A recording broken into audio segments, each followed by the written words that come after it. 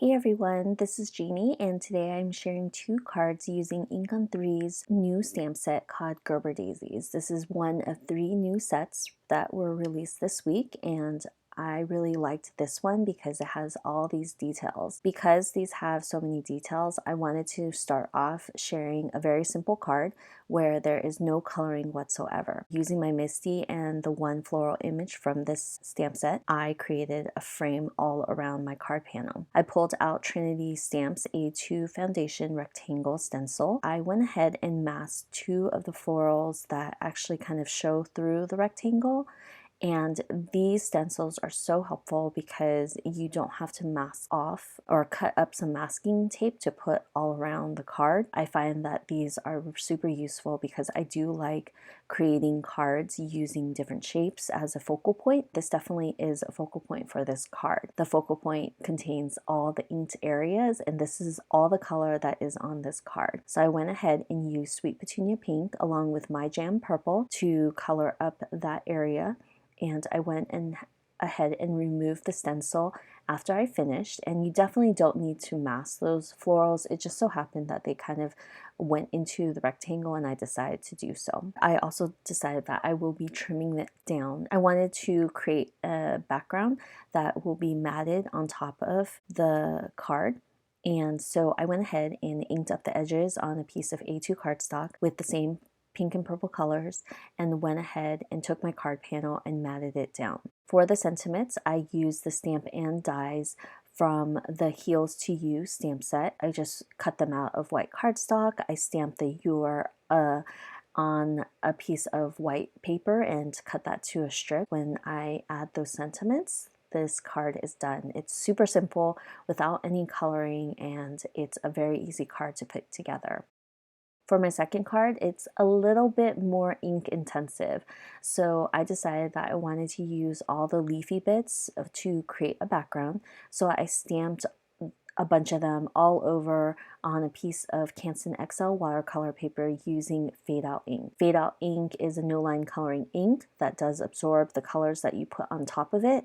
And so I did stamp each of the leaves about 2 to 3 times just so I could get them dark enough to my liking. I really wanted them to show up when I put ink over them. So I went ahead and used Goddess Green and Trinity Teal to ink up the background, and kind of like magic, you start to see the leaves in this tone-on-tone background. So I also went ahead and stamped out a couple of the flowers using Fadeout Ink on Canson XL watercolor paper again.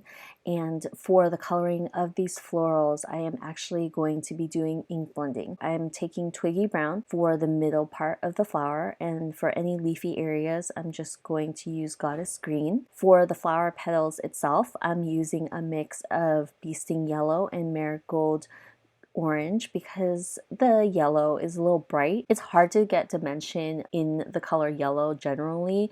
You will always have to add a darker color like orange or brown to really get the dimension, and so that's what I did here. I added as much yellow as I thought was needed, and I went in with orange just to give the petals a bit of dimension and kind of more interest to it. As you can still see the lines for the florals. My original plan was just to ink blend these flowers. I really wanted to give it a little bit more dimension and detail. I decided for the florals that I would go in with the Copic markers just to help it out a little bit. And this was really easy, and it ended up being kind of a new technique. It's faux no-line coloring because that's what it ended up looking like.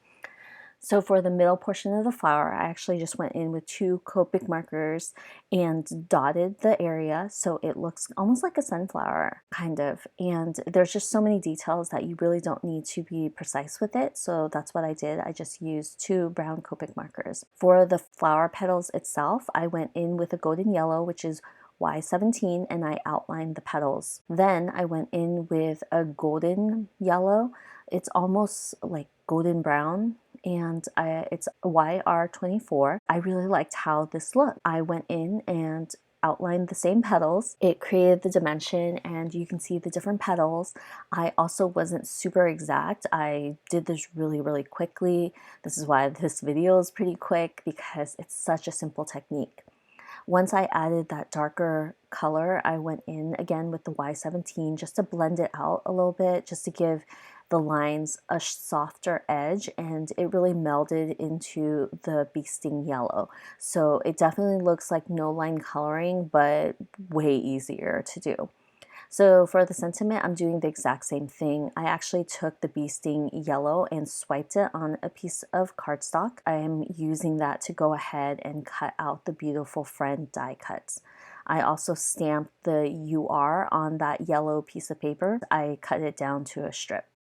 For the florals, I put 3 on bottom and 2 on top, and I popped up a couple on foam tape just to give it a bit of dimension. Adhering the sentiments, this card is complete. I really liked how this turned out. It is a little bit more intensive than the first one, but it's really pretty. So here are the 2 cards that I created today. One is really simple with just some ink blending, and the other one is a little bit more involved, but I love them both. I hope you enjoyed the video, and I will see you guys next time with another one. Bye!